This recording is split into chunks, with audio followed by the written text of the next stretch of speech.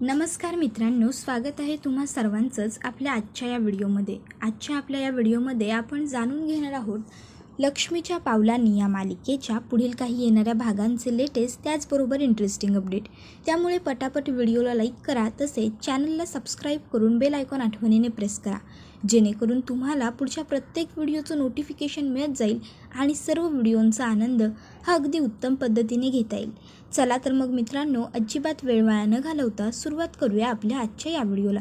तर ज्या अनामिकाने सोहमला स्वतःहून प्रपोज करून त्याच्याशी लग्न केलं होतं, त्याच अनामिकाला सोहमला कायमचा बर्बाद करायचा आहे आणि त्या उद्देशानेच ती या घरामध्ये आलेली आहे आणि त्यासाठी आता तिने काम करायला सुद्धा सुरुवात केलेली आहे. तर मित्रांनो, आता आपण पाहतो की अनामिका ही तिच्या निलेश नावाच्या मित्राला फोन करते आणि त्याला सांगत असते की सोहमला आज इतकी दारू पाशील की सोहमला तो काय बोलतोय हे दुसऱ्या दिवशी आठवायला नाही पाहिजे. चालण्याची बोलण्याची सुद्धा त्याला शुद्ध नाही पाहिजे. समोर कोणीही येऊ, त्याच्या मनात जे आहे तो तेच बोलला पाहिजे, असं काहीतरी कर. त्याबरोबर निलेश हा अनामिकाला म्हणतो की ठीक आहे, तू जसं सांगितलंयस तसंच होईल. आज सोहम इतकी दारू पिईल की सोहमला स्वतःच कळणार नाही की तो नेमकं काय करतोय. आता तो पुढे अनामिकाला असंही सांगतो की तू काळजी करू नकोस, मी कधीही तुझी साथ सोडणार नाही, मी कायम तुझ्यासोबत असेन तुझ्या प्रत्येक गोष्टीत. त्यावर अनामिका म्हणत असते, तुझ्यावर तर माझा पूर्ण विश्वास आहेच. आता खरं बघायला गेलं तर इथे निलेश जो असतो तो अनामिकाला थोडंसं त्याला ती आवडत असते आणि म्हणून तो तिची मदत करत असतो. त्यात अनामिका त्याला पैसेही देणार असते. पण त्या मूर्ख मुलाला हे कळत नाही आहे की जी मुलगी स्वतःच्या लग्न झालेल्या विवाहित नवऱ्याची होऊ शकत नाही, ती आपली काय होणार आहे, ती आपल्याला कशावरून नाही फसवणार. तर इथे आपण पाहतो की सोहम हा घरामध्ये बसलेला असतो आणि तो थोडं त्याचं काम करत असतो. एक मोठं ड्रॉइंगचं एक्झिबिशन असतं आणि त्याच्यासाठी त्याला त्याचं ड्रॉइंग द्यायचं असतं आणि त्या ड्रॉइंगचं डिझाईन कसं करायचं, त्याला कलर कॉम्बिनेशन काय टाकायचं, हे सगळं तो ठरवत असतो.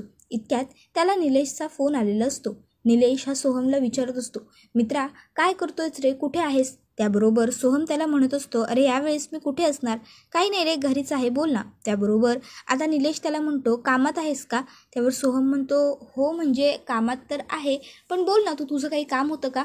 त्यावर निलेश त्याला म्हणत असतो की अरे मला ना तुला भेटायचं होतं, भेटू शकतो का आपण? सोहम म्हणतो, यावेळेस? अरे तुझं जे काम असेल ते मला मेसेज कर ना. त्यावर निलेश म्हणतो, अरे मेसेज करण्यासारखं काम नाही आहे रे, भेटूनच बोलण्यासारखं काम आहे, म्हणून म्हणतोय ये ना मला भेटायला प्लीज. आता निलेशने एवढी रिक्वेस्ट केल्यानंतर सोहमच्या हातात काही पर्याय उरत नाही. मग आता सोहम हा निलेशला भेटायला एका हॉटेलमध्ये आलेला असतो. आता ते हॉटेल म्हणण्यापेक्षा जास्त बार असतं. त्याबरोबर आता सोहम म्हणतो, आपण इथे कशाला भेटलो, दुसऱ्या एखाद्या चांगल्या ठिकाणी भेटलो असतो ना.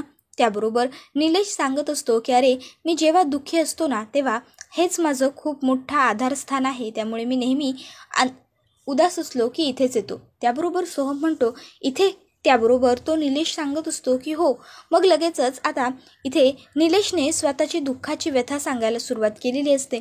निलेश सांगत असतो की कशा पद्धतीने त्याला त्याच्या घरचे हिणवतात, त्याच्या घरचे त्याला डावलतात, त्याचं कुठल्याही गोष्टीत मत घेतलं जात नाही, कुठल्याही गोष्टीमध्ये महत्त्वाच्या निर्णयांमध्ये त्याला इन्व्हॉल्व केलं जात नाही. आणि आता जसं जसं निलेश सांगत जात असतो तसं तसं सोहमला निलेश आपल्याबद्दल स्वतःबद्दलच सांगतोय असं वाटत असतं. कारण सोहम हा आता अनामिकामुळे पूर्णपणे मॅनिप्युलेट झालेला आपण पाहतोय. अनामिका सोहमला प्रत्येक वेळेस सांगत असते की घरचे तुला विचारत नाही, तुझं मत घेत नाही, तू महत्त्वाचा नाही आहेस, तुला कोणीच गृहीत धरत नाही. आणि ह्या सर्व गोष्टी आता सोहमच्या डोक्यात फिरायला लागतात. आता खरं तर निलेशसुद्धा मुद्दामूनच या सगळ्या गोष्टी बोलत असतो, जेणेकरून या सगळ्या गोष्टी सोहमला स्वतः रिलेटेड वाटाव्या आणि सोहमने ड्रिंक करावं. आता सोहमसुद्धा एक ग्लास उचलतो, पेग बनवतो आणि म्हणायला लागतो की हो, माझ्या बाबतीत सुद्धा हे सगळं असंच घडतं. आणि मग सोहम पटपट दारूचा अख्खा एक खंबा पिऊन घेतो. त्याबरोबर निलेश लगेचच आता अनामिकाला कॉल करतो आणि सांगत असतो की तुझं जे काम होतं ते पूर्ण झालेलं आहे, आता थोड्याच वेळात सोहम इथून घरी यायला निघेल आणि मग बघशीलच तू काय होईल ते. अनामिका म्हणत असते, ठीक आहे, एक काम कर, तू तिकडनं आता सटक, तुला कोणीही पाहता कामा नये. निलेश म्हणतो की हो, मी आता निघतच आहे.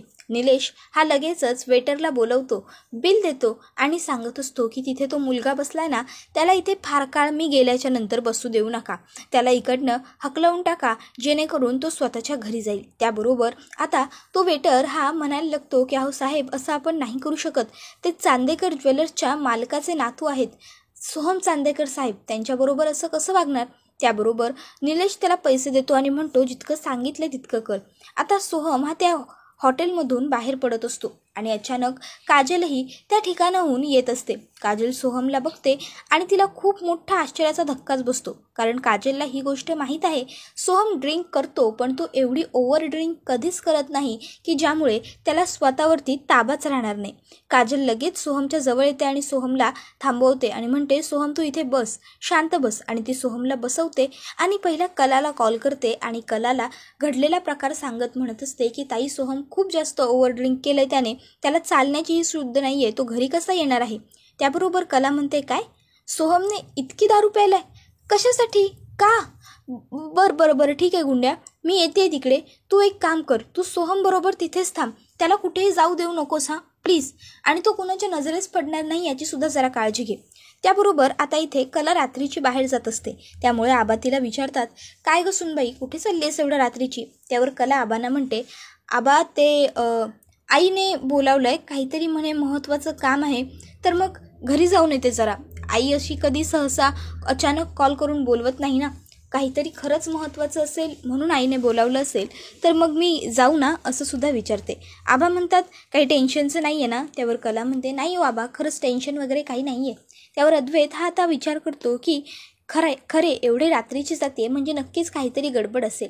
तो म्हणतो मी सुद्धा येतो. त्यावर कला म्हणते चांदेकर, तुला बोलावलंय का आईने, कदाचित तिचं माझ्याकडेच काहीतरी काम असेल, बायकांच्याही काही गोष्टी असतात, तू कशाला येतोयस तिकडे, नको उगाच तू येऊस, त्यापेक्षा तू घरीच थांब आणि आराम कर. खरं तर कला अद्वैतला सोबत घेऊन जाणं टाळते, कारण सोहम हा एवढी जास्त ओव्हर ड्रिंक केलंय की जर अद्वैतने जरी त्याला पाहिलं तरी अद्वैतला सुद्धा खूप राग येईल आणि अद्वैतसुद्धा सोहमचं काय करेल हे सांगता येत नाही. त्यामुळे कला अद्वैतला बरोबर घेऊन जाणं टाळतेच जरा, आणि मग आता ती एकटीच निघालेली असते. तर आता इथे आबा हे म्हणत असतात की सोहम कधीपासून घरी आलेला नाही आहे, काय जेवणाच्या ताटावर सुद्धा तो नव्हता, कुठे आहे कुठे तो. त्याबरोबर लगेचच कलाही म्हणत असते मला काही माहीत नाही आबा, मी निघते. आणि मग आता कला ही लगेचच तिकडनं निघून गेलेली असते. कलाला सगळं माहीत असूनही कला काही सांगत नाही. मित्रांनो, मोठी वहिनी ही अशीच असायला हवी, आपल्याला सगळ्यांना घरच्यांच्या नजरेतून वाचवणारी. तुम्हाला काय वाटतं ते आम्हाला कमेंटमध्ये सांगा. तर इथे अद्वैतला मात्र कलाच्या वागण्यावरती थोडा डाऊट येतो, काहीतरी गडबड आहे असं त्याला वाटत असतं. पण जाऊ देत ना, कदाचित खरोखर ती बोलते तेच खरं असेल. तर दुसरीकडे आता अनामिका खूप जास्त खुश असते, कारण तिला आता असं वाटत असतं की येस, आता थोड्याच वेळात सोहम दारूच्या धुंद नशेमध्ये घरी येईल आणि घरी तो आला की सगळ्यांच्या समोर तमाशा होईल. सोहमला बघून सगळ्यांना खूप मोठा धक्का बसेल आणि सगळेजण सोहमला तोडून ताडून बोलतील, त्याला 4 शब्द चांगले सुनावतील आणि मग मी सुद्धा सोहमला सुनावेन, जेणेकरून घरातल्या सगळ्यांना माझ्याबद्दलच सिंपती वाटेल. तर इकडे आता काजल ही सोहमला म्हणत असते सोहम, अरे शांत बस ना जरा, किती बडबड करतोयस तू, आणि मुळात तुला ही एवढी दारू पिण्याची गरजच काय होती, कशासाठी केलंयस तू हे सगळं, तुला माहिती आहे का घरात सगळ्यांना कळेल त्यावेळेस काय वाटेल ते. सोहम म्हणत असतो मला काहीच फरक नाही पडत. काजल म्हणते अरे काय बोलतोयस, तुला कळतंय का तुझं तरी. नाही, तुला ना आता काही नाही करणार आहे, तू सकाळी उद्या जरा शुद्धीवर ये, म्हणजे तुला समजेल तुला काय कशाने फरक पडतो आणि कसला फरक पडत नाही ते, कळलं ना. इतक्यात आता त्या ठिकाणी कला पोहोचलेली असते. काजल आता कलाला म्हणत असते तायडे बघतेस ना काय अवस्था आहे ती सोहमची, आता काय करायचं आपण. कला म्हणते 1 मिनटं थांब काजू, आणि ती पटकन आतल्या हॉटेलमधून एक सोड्याची बॉटल घेऊन येते आणि सोहमच्या तोंडावरती सोडा मारते. सोडा मारल्याबरोबर आता सोहमचे जे डोळे असतात ते हळूहळू सोहम उघडत असतो, थोडा शुद्धीत येत असतो. पण कलाला वाटतं की नाही, हा काही पूर्ण शुद्धीत येणार नाही. कला लगेचच आता काजूला सांगते की काजू एक काम कर, सोहमला आपल्या घरी घेऊन जा. काजल म्हणते काय, आपल्या घरी, आणि आई बाबा. त्यावर कला म्हणते आई बाबांना सांग की मी सांगितलं म्हणून, जर त्यांनी विचारलं तर. नाहीतर आता तसेही आई बाबा झोपण्याची वेळ होत आलेलीच आहे. आई बाबा झोपले की अलगद सोहमला नैनाताईच्या खोलीमध्ये घेऊन जा, तिथे त्याला ठेव आणि झोपू देत त्याला. सकाळी तो उठला की त्याला घरी पाठवून दे.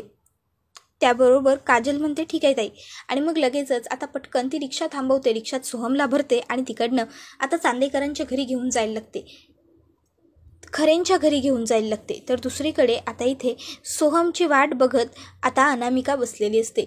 अनामिकाचा तर प्लॅन रेडीच असतो. ती काय काय ड्रामा करणार, कसा कसा घरातल्या सगळ्यांच्या समोर सीन क्रिएट करणार आणि ती किती बिचारी आहे, तिच्यावरती सोहम किती अन्याय करतो, तिच्याबरोबर तो किती वाईट वागतो, तो किती वाईट मुलगा आहे, तो किती वाईट नातू आहे, हे कसं सगळ्यांच्या समोर सिद्ध करायचं याचं सगळ्याचं प्लॅनिंग ती आता करत असते. तर आता इकडे कला ही घरी आलेली असते. अजूनही सोहम घरी आलेला नसल्या कारणामुळे सगळ्यांनाच थोडी काळजी वाटत असते. तर कला इतक्यात तिकडे येते आणि सगळ्यांना म्हणते की सोहम हा आज रात्री घरी येणार नाही आहे. त्यावर सगळे कलाकडे पाहतात. तर कला म्हणते, हो, मला सोहमने स्वतःहूनच सांगितलेलं आहे की आज रात्री तो घरी येणार नाही आहे. आता मी आईकडून येत असताना रस्त्यात मला सोहम भेटला. त्याने मला सांगितलं की तो त्याच्या एका महत्त्वाच्या कामासाठी मित्राबरोबर थोडा बाहेर चाललेला आहे. मग त्याला यायला उद्या सकाळ होईल. तोपर्यंत आपण काळजी करूया नको, शांत राहूया. आणि सोहमने मला असंही सांगितलं आहे की त्याचा फोन हा डेड झालेला आहे, म्हणून तो फोनही करू शकत नाही आहे. तर दुसरीकडे आता काजल ही सोहमला घेऊन जात असताना सोहम कंटिन्यू म्हणत असतो, अनामिका अनामिका अनामिका तू बरोबर बोलली आहेस. अनामिका मला काहीच व्हॅल्यू नाही आहे. अनामिका अनामिका त्याचं पूर्ण रिक्षात फक्त अनामिका अनामिकाच सुरू असतं. आणि हे सगळं काजल ऐकत असते. काजलला खूप वाईट वाटत असतं. काजल ही म्हणत असते, सोहम तुझं एवढं प्रेम आहे का रे त्या अनामिकावर की फक्त तिचंच नाव आणि तिचंच नाव तुझ्या तोंडातून येत आहे. तुला तिच्याशिवाय दुसरं कोणी सुचतच नाही आहे. त्याबरोबर इथे कला मात्र विचार करत राहिलेली असते की नेमकं सोहम एवढी दारू का प्यायला असेल, काय घडलं असेल, सोहमला एवढी दारू पिण्याची का गरज वाटली असेल. जर त्याला काही अडचण होती तर त्याने आमच्याशी कोणाशी तरी बोलायचं होतं, माझ्याशी, चांदेकरशी. पण त्याने हा जो मार्ग निवडला तो खूप चुकीचा होता. मी काही झालं तरी उद्या सोहमबरोबर या विषयावर बोलेनच. त्याबरोबर आता काजल ही सोहमला घेऊन घरी आलेली असते. घरामध्ये कोणीच जागं नसतं. काजल पटकन सोहमला बेडरूममध्ये घेऊन जाते आणि झोपवून लावते. तर आता कला ही काजलला कॉल करते. काजल कलाला सांगते की तायडे इकडे सगळं ठीक आहे, तू आता काही काळजी करू नकोस. सोहम हा गाढ झोपी गेलेला आहे, तो सकाळी उठला की मी त्याला पाठवून देते. कला म्हणते, नाही नको पाठवूस, त्याला तिथेच थांबवून ठेव, चहा नाश्ता दे, मी येईनच इथून, मला सोहमबरोबर थोडं पर्सनली बोलायचं आहे. त्याबरोबर काजल म्हणते, ठीक आहे तायडे. आता ठरल्याप्रमाणे काजल सकाळी सोहम उठल्यावर त्याला चहा वगैरे देत असते. तर आता इतक्यात त्या ठिकाणी कला पोहोचलेली असते. कला ही सोहमवरती खूपच जास्त चिडलेली असते.